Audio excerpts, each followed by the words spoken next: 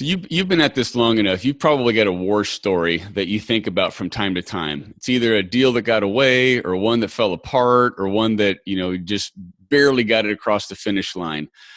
Share a story with us. I think that that'd be a fascinating case study, and then afterwards, let's pick apart some learning lessons from it. Yeah, I would say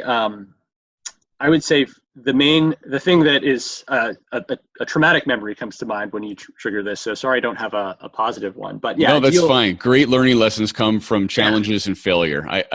We can go anywhere you want to with this. I've literally bankrupted businesses and exited businesses, so anywhere in between, yes, I'm all for. Yeah. So the deal that comes to mind is it was a great business, a brand we really liked, got along really well with the seller and with the broker, and everything was going great. And this was one of my early transactions. So I'm dramatically wiser now. It resulted in me losing all of my hair, but it was worthwhile for the learning.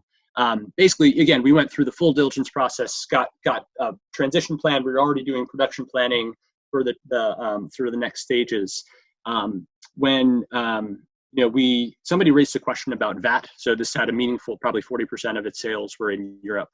Wait. Let's get the stakes. Like, how big is this? 6 figures, 7 figure, 8 figures? What's the scope of this? Seven figure business, 7 figure plus a 7 figure deal, well into the 7 figures. Okay.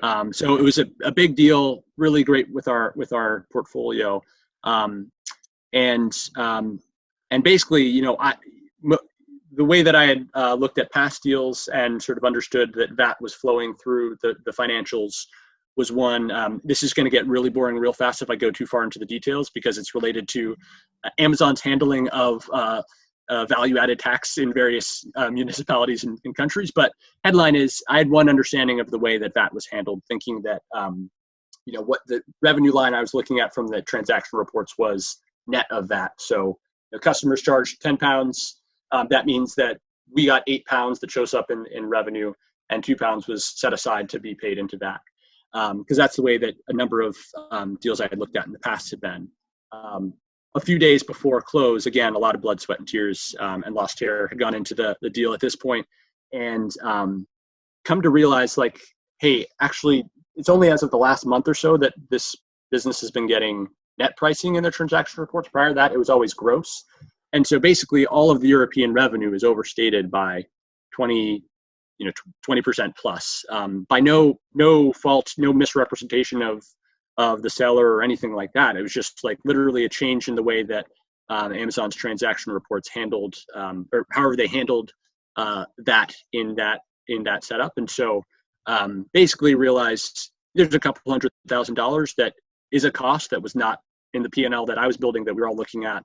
And so just, dramatically changes the perspective of value. And therefore the seller was anchored on one thing, and there was kind of there was no love lost there, but it was the sort of thing where, they didn't want to go through with it. We didn't want to go through with it as is. And so we had to sort of, shake hands and walk away. And now, anybody that works with me knows that one of the first questions I ask as we get into diligence is, can I see your VAT transaction reports and how they're handled? Tell me all about it, because it's the sort of thing that you just want to get to the bottom of sooner than later. And subsequently, we have had deals where somebody realized, oh, my P&L was missing $100,000 of costs, but I get it, and yes, that's going to be true no matter who buys my business. So let's adjust accordingly. But it's just important to get there on day one and not day 34. Be sure to subscribe and hit the bell for notifications about new videos and interviews. And introduce yourself in the comments. Are you a buyer or a seller?